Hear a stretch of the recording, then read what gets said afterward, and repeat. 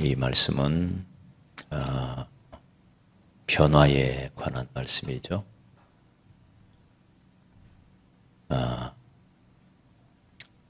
오늘 뉴스에 보니까 현대자동차가 얼마나 잘 나가는지요. 글로벌 3대 자동차 업체로 자리를 굳혔더라고요.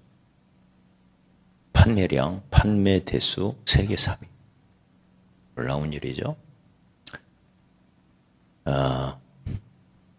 1위는 여전히 부동의 미국, 일본의 토요타고 2위가 폭스바겐인데 이제 3위가 현대자동차, 이제 현대기아 합해서 현대그룹인데 그 격차가 거의 따라잡았더라고요.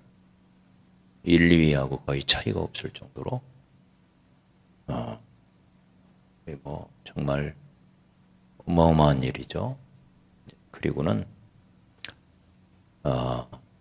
올해 영업이익 20조 이상을 바라본다. 그래요. 영업이익. 이런 엄청난 삼성전자를 앞질러 버렸어요. 이런 엄청난 그 성공. 2020년 3년 전에 정의선, 그러니까 이제 정시가문의 3대째 경영하는 거죠. 정의선 이제 젊은 회장이 취임하면서 변화를 선언합니다. 혁신해야 된다. 할아버지, 아버지 정주영, 정몽구 회장의 그 불굴의 기업가 정신 플러스 정의선의 혁신. 그러니까 기업가 정신과 도전 정신과 정의선의 혁신이 시너지 효과를 내면서 3년 전보다 판매량이 1.8배로 늘었고요. 어마어마한 거 아닙니까?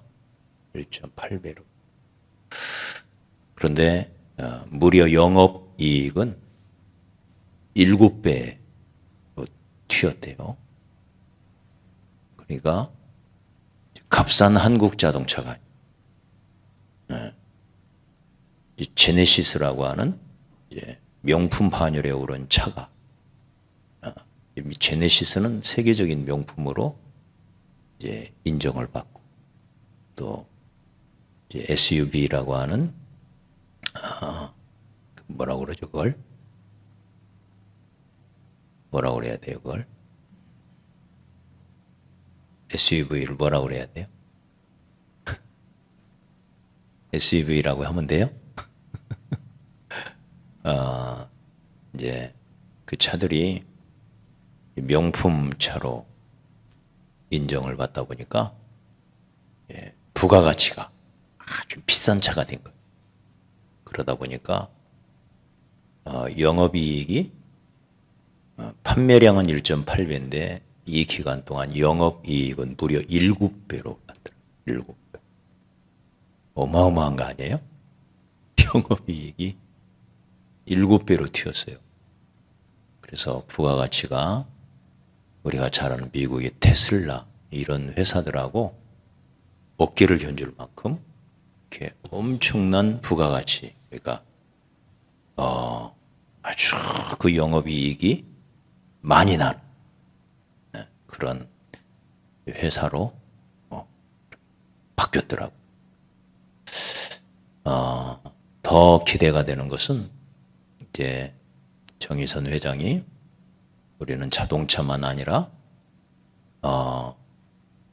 이제 자동차 분야에서도 전기 자동차, 아이오닉이라고 하는 전기 자동차 시리즈가 굉장히 인기를 끌고 내년에 아이오닉 7이 나오면 굉장히 기대가 또 된다고 그래요. 이미 명품 전기차로 아이오닉 인정을 받는데 아이오닉 7이 나오면 이제 최초 전기차 플랫폼에서 나오는 아주 좋은 명품 자동차, 전기 자동차가 나올 것이다. 그리고 이렇게 하늘을 나는 차, 뭐라 그러죠? 제가 생각이 안 나는데, 드론 택시 뭐 이런 얘기 하잖아요. 하늘을 나는 차에 또 굉장히 많은 투자를 해서 이제 그런 그 앞서가는, 그동안은 따라가는 이제 입장이었지만 이제는 앞서서 시장을 선도해가는 기업으로 이제 탈바꿈해 가겠다. 이 뉴스를 쭉 보면서 우리가 삼성전자가 이제 선대 몇 년 전에 돌아가신 이건희 회장의 프랑크푸르트 선언이라고 하는 그 선언을 통해서 마누라만 빼고 다 바꿔라 하는 유명한 말을 남기면서 삼성전자가 국내 1위에서 이제 세계 글로벌 기업으로, 초인류 기업으로 이렇게 변신해가는 계기를 마련한 거죠. 우리 따라서 한번 합시다. 변화하지 않으면 도태된다. 이게 기업들이 보여주고 나라들이 보여주고 개인들의 역사가 보여주는 중요한 교훈들입니다. 변화되지 않으면. 더군다나 세상은 너무 빨리 변화되기 때문에 가만히 있으면 그냥 사라져버려요. 이 혁신의 중요성, 이 변화의 중요성. 기업에서는 더 이것은, 기업이라고 하는 것은 엄청난 경쟁 속에서 살아남아야 하기 때문에 끊임없는 혁신.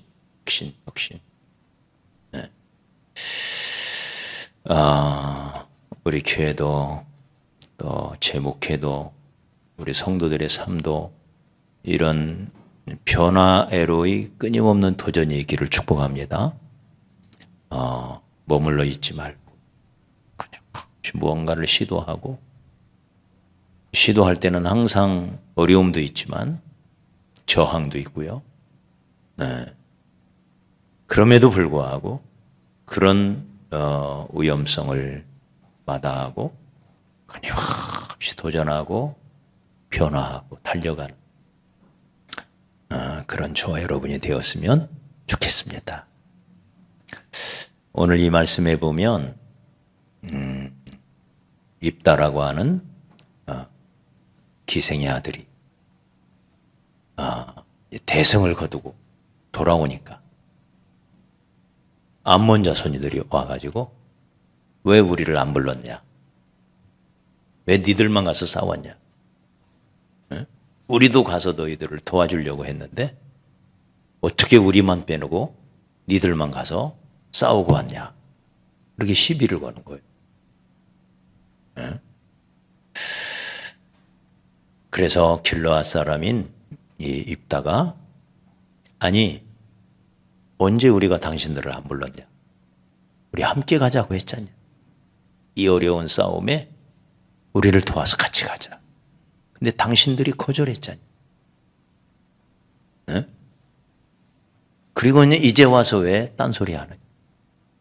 당신들이 안 도와주기로 우리가 가서 목숨 걸고 가서 싸워서 이겼는데 이기고 돌아오니까 왜 엉뚱한 소리를 하느냐? 그래서 이것이 이제 시비거리가 돼가지고 길르앗 입다와 암몬 자손 사이에 전쟁이 벌어진 거예요. 그러면 입다가 그냥 좀 포용 좀 하지 이런 생각이 들죠? 근데 그러기가 어려워요. 왜냐? 이 암몬 족속은요, 지금 사사기에서만 이런 모습을 보여준 게 세 번째예요. 세 번째. 7장에서도 그랬고요. 8장에서도 그래요. 네. 기드온이 가려고 한 기드온은 모압 이 암몬이 아니라 제가 암몬과 싸웠던 에브라임이죠. 에브라임. 암몬 족속과 싸웠던 이제 에브라임 사람들하고 지금 길르앗이 시비가 걸린 거예요.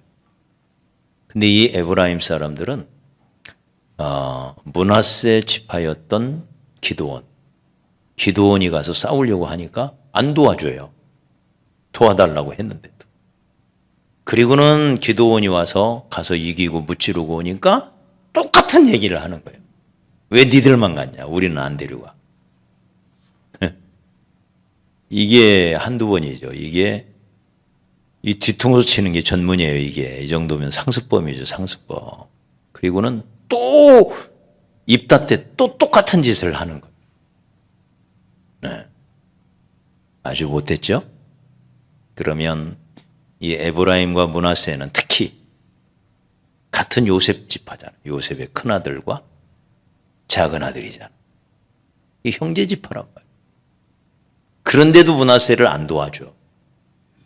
네.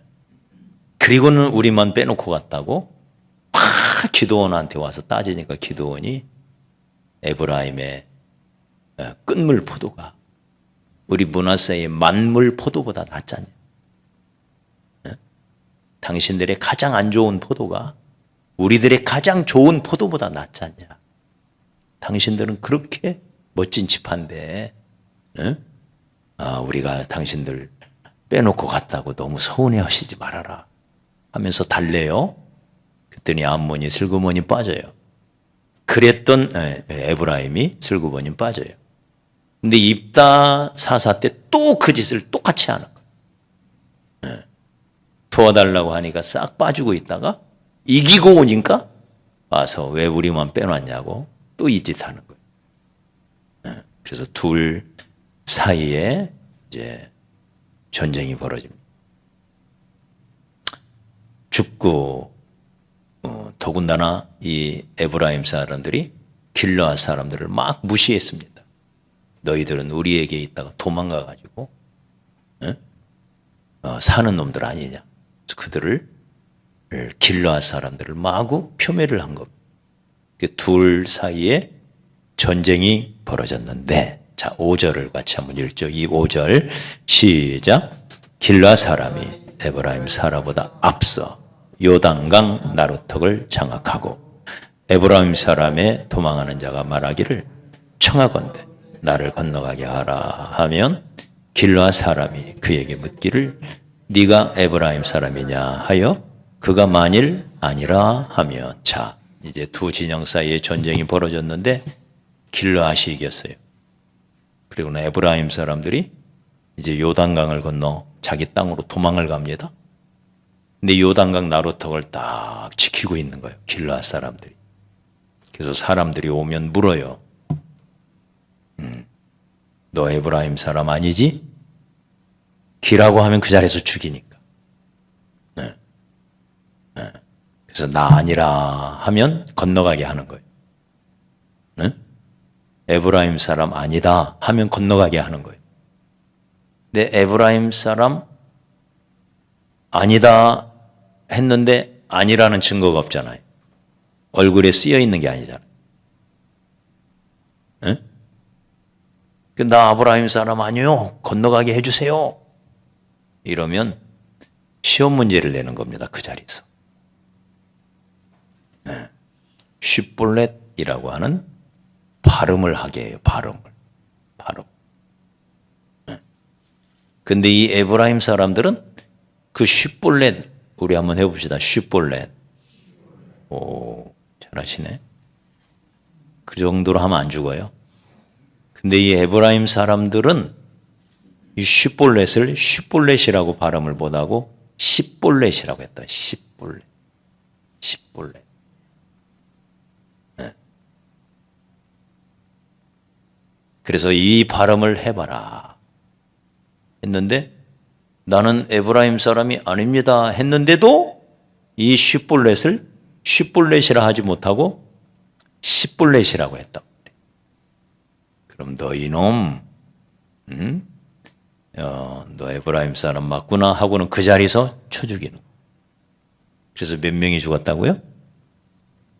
4만 2천 명의 젊은이가 처형을 당합니다. 몇 명? 4만 2천. 엄청나게 많은 한 사람이 이 십볼렛 발음을 잘못해가지고 결국 죽임을 당합니다. 따라합시다. 십볼렛의 함정이라.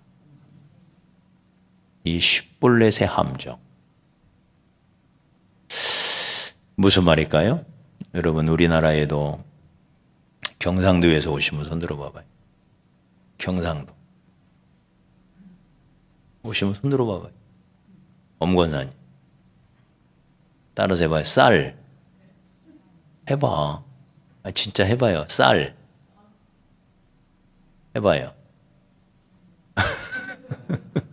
죽을까 배보대요. 경상도 말을 많이 쓰는 러시아 분들도 쌀 하면 못해요. 봐봐, 쌀이라고 하잖아요. 아무리 쌀이라고 해도 입에서 나오는 건 살이에요, 살. 내가 얼마 전에 여쭤봤어요.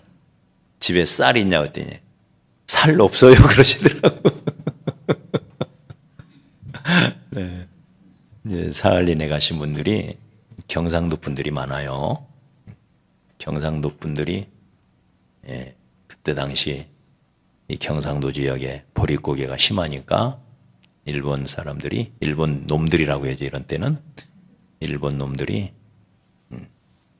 너희들 사할린에 가면 먹을 거 많다 가라 해서 경상도 사람들이 많이 간 거예요. 그러다 보니 러시아 오신 분들이 발음이 경상도 발음이 많아요. 그 결과 우리 정분성 권사님이 쌀 발음을 못해. 쌀이라고 하지. 살이라고 하면 죽는 거야. 그 자리에서 쭉 서가지고 수많은 사람들이 나루턱을 건너가야 돼. 그래야 살으니까 건너가려고 서 있어요. 그 자리에서 시험 문제를 내는 거예요. 십볼렛. 네. 그래서 십볼렛 발음을 정확하게 하면 건너가는데, 십볼렛을 못하고 십볼렛이라고 하면 그 자리에서 죽이는 거예요. 네? 그 자리에서. 그럼 생각을 해보십시오. 쭉 사람들이 서 있어요. 수많은 사람이 쭉 서 있어요. 자기 차례가 올 때까지 얼마나 연습을 많이 했을까요? 십볼렛, 십볼렛, 십볼렛, 십볼렛. 얼마나 연습을 했을까요? 이거 발음 조금 잘못하면 어때요? 그냥 죽는. 목숨 걸고 했을 거 아니야. 막 십볼렛, 십볼렛, 십볼렛, 십볼렛. 네. 근데 막상 그 현장에 가서 십볼렛 하면 십볼렛을 못하고 십볼렛이라고 하는 거예요. 너희 하고는 죽여버리는. 네? 상상이 되시나요? 상상이 되시죠? 자기 목숨과 달려있는 거예요. 목숨하고. 네. 그래서 십볼렛을 그 서 있는 한두 시간 동안 얼마나 연습을 많이 했겠어요. 근데 평생 굳어온 이 십볼렛이라는 발음이, 살이라는 발음이 쌀로 안 바뀌는 거예요. 네? 우리 강도하님 잘 하시죠? 쌀 해봐요. 경상도 사람 아니네. 아니에요. 저렇게 잘하는 사람은 절대 아니에요. 아니죠? 아이, 원적 나지 말고. 무슨 100년 전 원적을. 네? 이게 내 몸에 굳어버린 거예요. 내 몸에 굳어버린 거. 그 몸에 굳어버린 이것을 바꾼다는 게 이렇게 어려워. 이렇게. 네. 생각도 굳어요. 생각이 굳으면 이걸 고정관념이라고 그래요. 고정관념. 성경에도 나오죠. 나다나엘에게 빌립이 가서 전도를 합니다. 내가 메시아를 만났다. 그래? 어디 사람인데?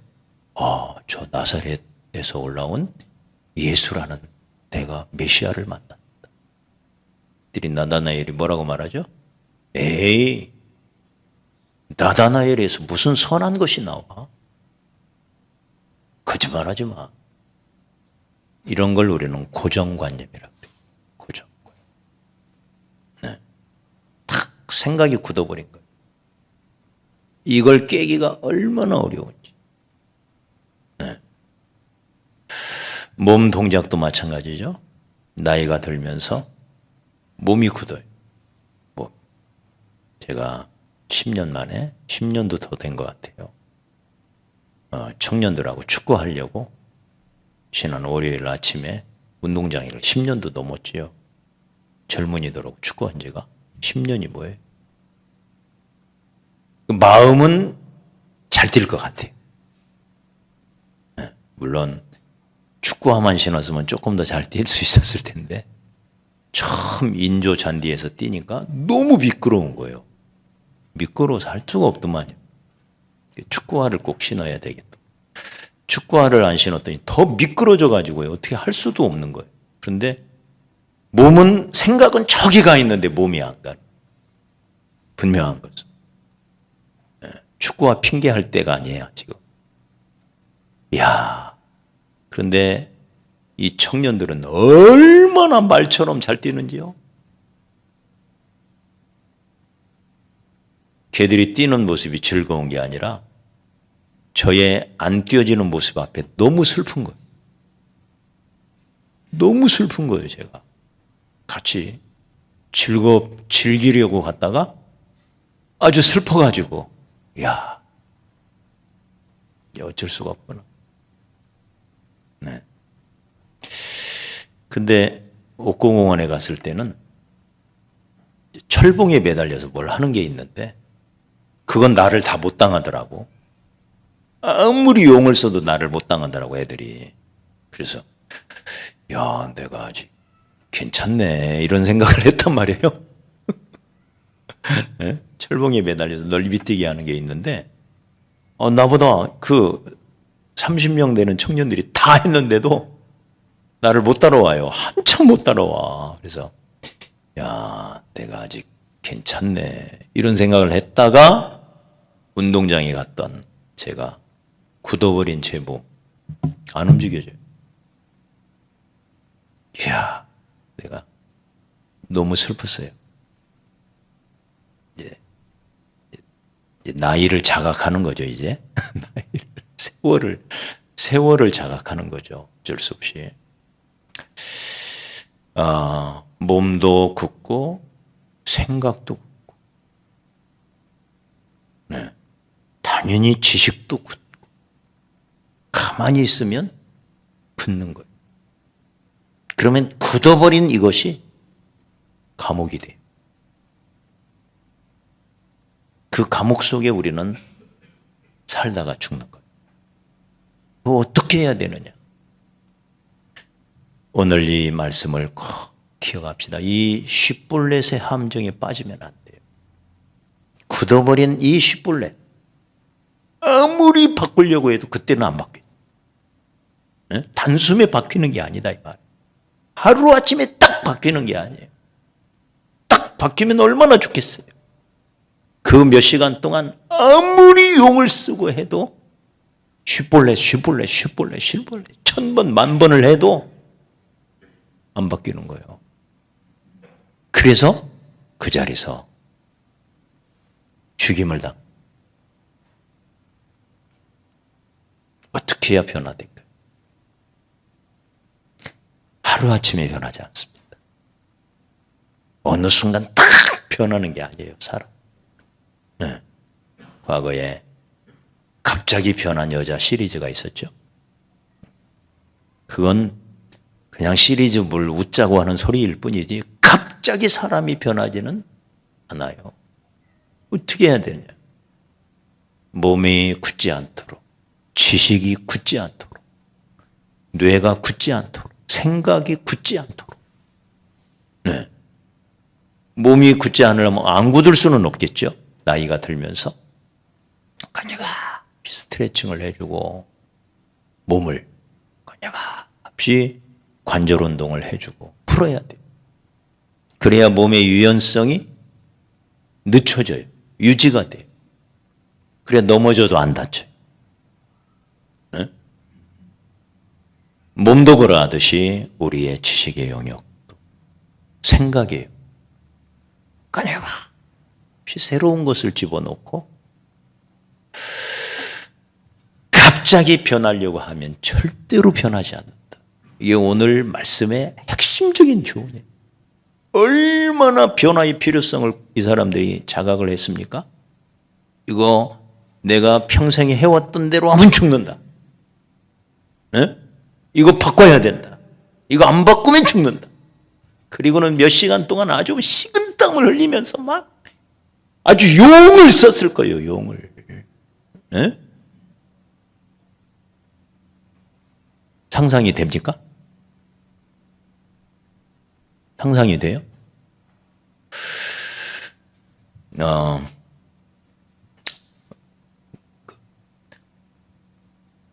가스실에 끌려가서 죽을 때 이게 참 죽음이라는 게 이렇게 무서운 겁니다. 이제 100명 단위로 쭉 발가벗겨가지고 앉혀놔요. 앉혀놔요. 그리고는 이제 죽으면 싹 부르도저가 시체를 밀어가지고 차에다 싣고 그러면 또 100명이 들어가서 죽으면 싹 부르도저로 밀고 와서 묻어버리고 100명 단위로 쫙 앉혀있어요.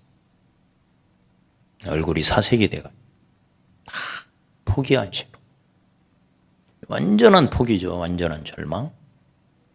진짜 포기했을까요? 네. 죽음이 무섭지도 않죠, 이제? 그런데 100명 앉혀가지고 쭉 땅에 앉혀있던 이 100명이 일어나서 가스실로 들어가잖아요? 그러면 땅바닥에 그들이 앉았던 자리에 100개의 똥이 100개의 똥 떨어집니다. 앉아서 뭐 한 거예요? 다 똥을 싼 거예요. 그 공포. 이렇게 죽음이 무섭습니다. 여러분 지금 죽어가는 동료들을 보면서 얼마나 연습을 했겠어요. 얼마나. 쉿볼래 막 소리 지르면서 쉿볼래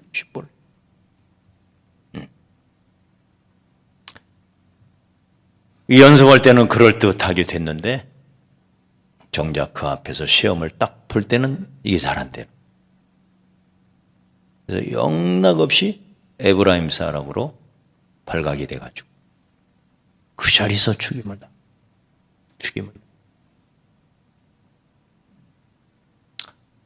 안 변하는 거예요. 그거 어떻게 해야 될까? 네? 어떻게 해야 될까? 다른 사람 얘기가 아니라 우리 얘기죠. 어떻게 해야 내가 이 시볼렛의 함정에서 굳어버리는 함정. 그래서 감옥에 스스로가 갇혀버리는 이 고정관념이라는 감옥. 이렇게 생각이 굳고 지식이 굳고 뼈마디가 굳어버려가지고 더 이상 변화하기 어려운 그런 상황 속에, 그런 감옥 속에 갇혀버린다. 네. 어느 순간 나 정말 변해야 되겠다고 용을 써도 더 이상은 변할 수 없는, 어떻게 해볼 수 없는, 이게 시볼렛의 함정. 그래서 우리가 오늘 이 말씀을 우리 마음속에 새기면서 어떻게 해야 우리가 이 십볼렛의 함정으로부터 벗어날 수 있느냐? 한 몇 가지만 우리가 결론적으로 생각을 했으면 좋겠어요. 첫째는 몸이 굳는 것보다 더 무서운 것은 사고가 굳어버리는 거예요. 사고 방식, 생각이 굳어버리는 거예요. 그래서 사고를 끊임없이 유연하게 하고 내가 지금까지 살아왔던 방식, 생각했던 방식, 이것만 좋다고 고집할 게 아니라 남의 말도 들어보고 이 생각도 좋아하고 저 생각도 하고 자꾸 여행을 좀 하면서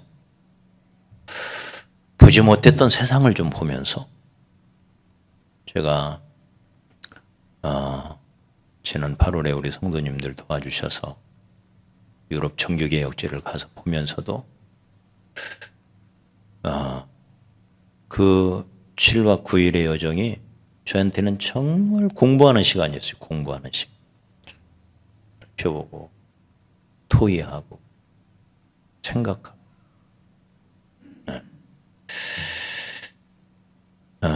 우리의 사고의 틀, 이 틀 속에 갇히지 않기 위하여 생각을 자꾸 유연하게 하고 저 사람은 왜 저렇게 생각할까?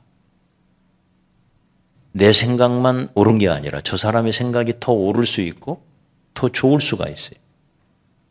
그래서 생각을 자꾸 열어놓고 생각을 바꾸면 사물이 훨씬 더 크게 보인다고 그래요. 똑같은 사물인데도 생각을 바꾸면 그 사물이 훨씬 더 크게 보인대요.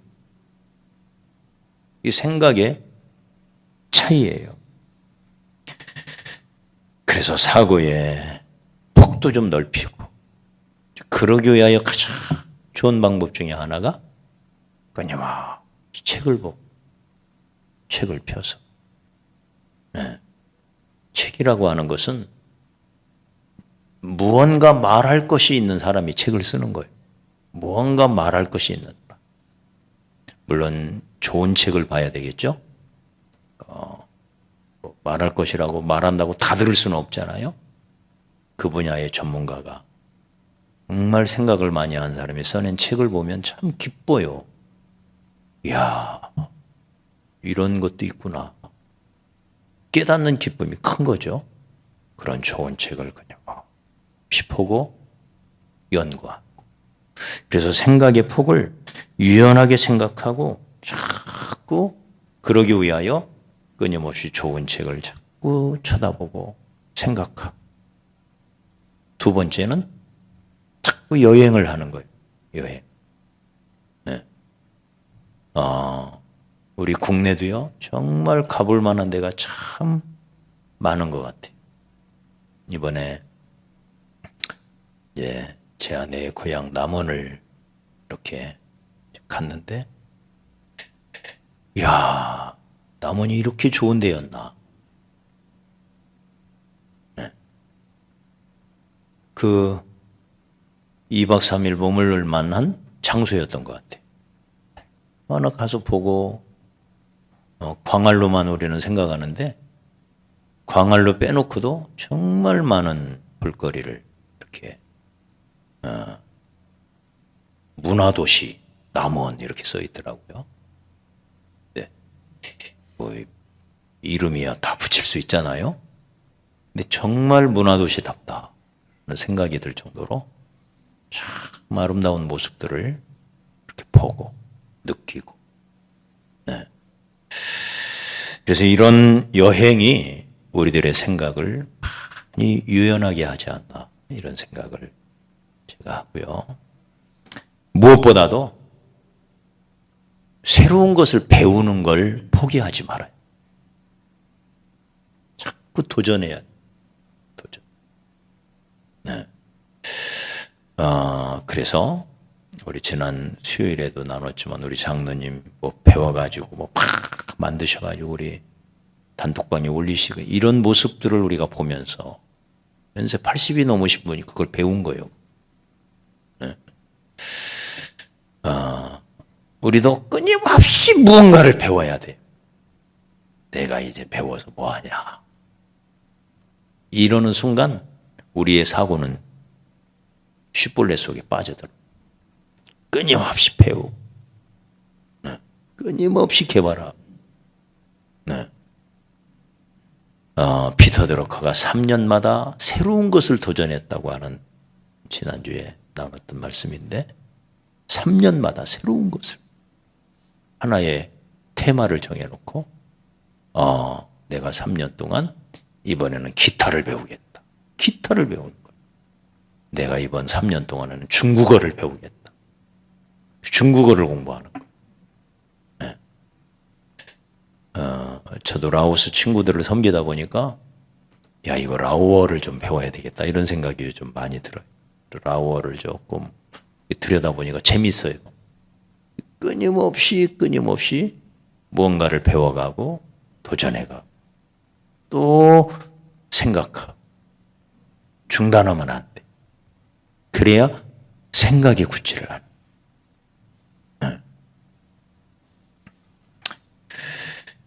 무엇보다도 하나님의 말씀을 붙잡고 도전해 가야 됩니다.